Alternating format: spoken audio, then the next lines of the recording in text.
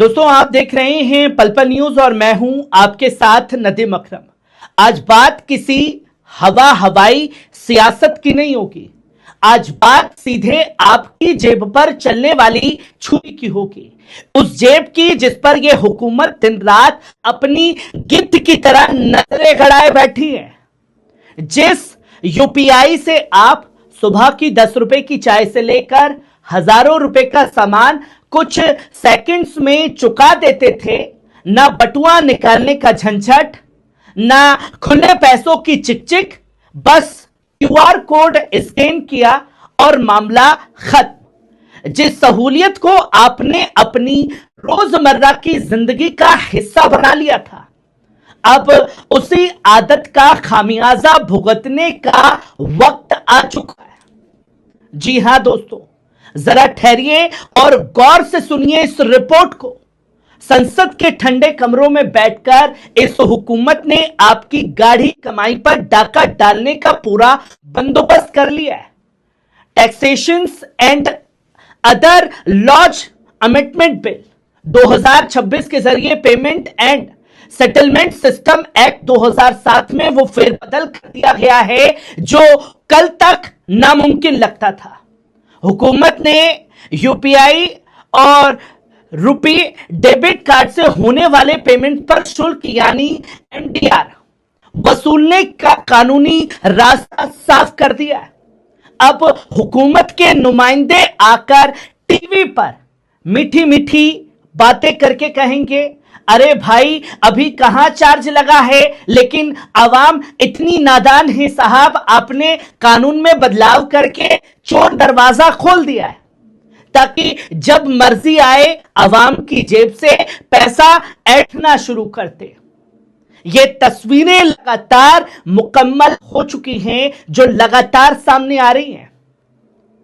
MDR का असली खेल क्या है, यहां यह समझना बेहद जरूरी है कि आखिर इस हुकूमत ने आपके साथ क्या खेल खेला है। जब आप किसी दुकान पर कार्ड या डिजिटल तरीके से पैसा देते हैं तो उस ट्रांजैक्शंस को प्रोसेस करने के लिए बैंक सर्वर और नेटवर्क कंपनियां एक फीस वसूलती है जिसे एमडीआर यानी मर्चेंट डिस्काउंट रेट कहा जाता है।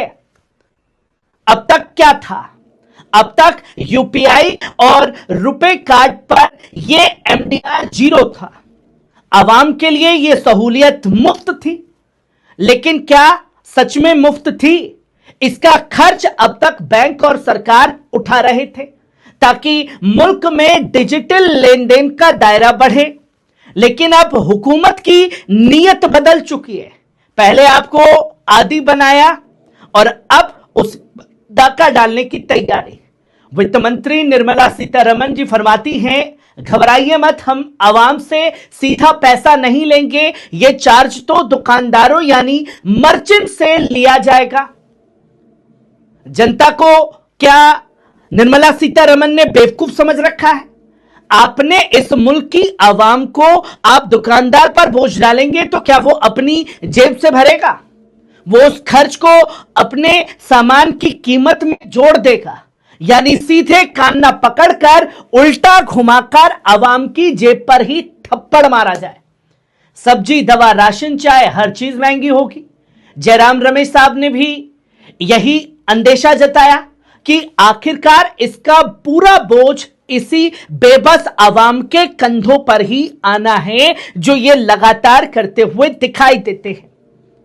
अमेरिकी दबाव और वॉशिंगटन का तमाशा।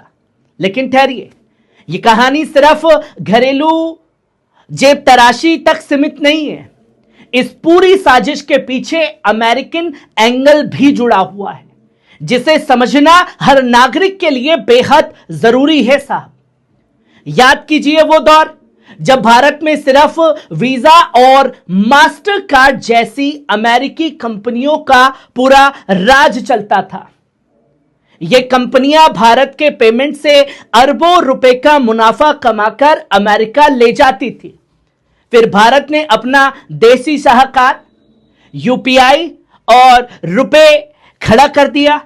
अवाम ने अमेरिकी कंपनियों को दरकिनार किया और यूपीआई को गले लगा लिया। और रोजमर्रा की जिंदगी में शामिल कर लिया और यहीं से वॉशिंगटन के पेट में मरोड़ उठना शुरू हुई। डोनाल्ड ट्रंप का प्रशासन और अमेरिकी ट्रेड रिप्रेजेंटेटिव लंबे समय से भारत पर दबाव बना रहे हैं। मार्च 2026 में भी अमेरिका ने आधिकारिक तौर पर आपत्ति जताई कि भारत की डिजिटल नीतियां हमारी कंपनियों के लिए ट्रेड बैरियर हैं, यानी हमारी कंपनियों को बराबरी का मौका नहीं मिल रहा है, हमें नजरअंदाज किया जा रहा है। अब सवाल यह उठता है, क्या मोदी सरकार ने वॉशिंगटन के आकाओं के आगे घुटने टेक दिए ताकि लोग यूपीआई छोड़ करके अमेरिकी कंपनियों की तरफ भागें?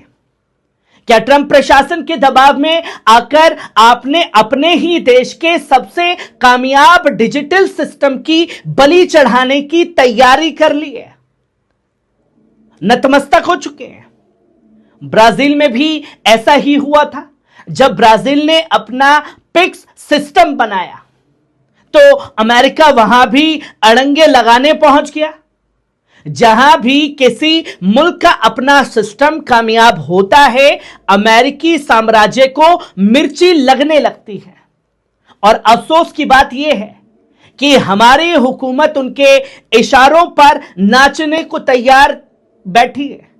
डोनाल्ड ट्रंप एक उंगली यहां से हिलाएगा तो मोदी जी यहां से कमर मचका देंगे, दूसरी उंगली उठाएगा तो यहां से 4% का सफेद झूठ और आंकड़ों की जादूगरी देखिए। अब हुकूमत के पैरोकार और उनके वकील आंकड़ों की जादूगरी दिखाएंगे। वो आपसे कहेंगे, साहब ये शुल्क तो सिर्फ 2000 रुपए से ऊपर वाले पेमेंट्स पर लगेगा और ऐसे पेमेंट्स तो कुल ट्रांजैक्शंस का सिर्फ 4% ही हैं। आप 4 दोस्त कहीं खाना खाने जाएंगे तो 2000 ऊपर से बिल बन जाएगा। ये सफेद झूठ पहला सवाल के आज के दौर में 2000 ऊपर से की खरीदारी कौन सी बड़ी बात है? एक हफ्ते का राशन, बच्चों की स्कूल फीस, बिजली का बिल, अस्पताल का खर्च, ये सब 2000 के पार चले जाते हैं, जो 2000 की कीमत आज कुछ नहीं रह गई है। और दूसरा सवाल, 4% ट्रांजैक्शंस की संख्या सुनकर बेवकूफ मत बनिए। इन 4% पेमेंट्स में देश के कुल लेन देन का 48 से 50% पैसा शामिल होता है।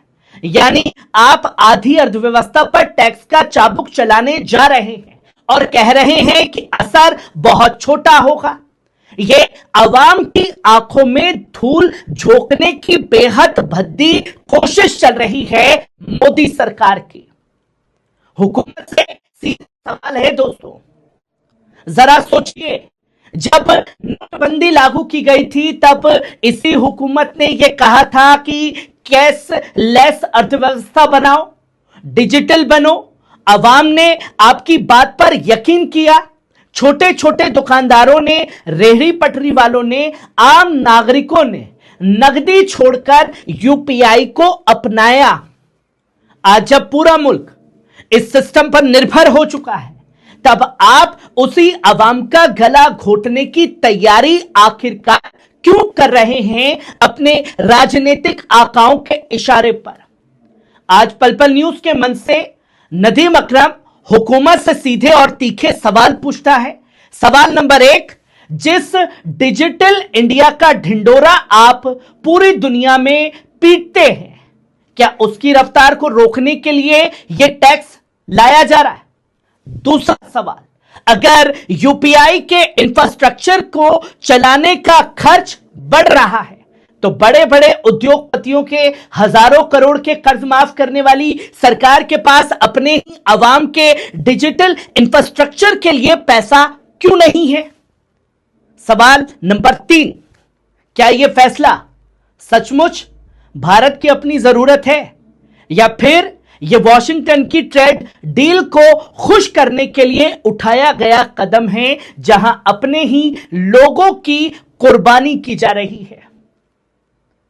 जागिए और सवाल कीजिए।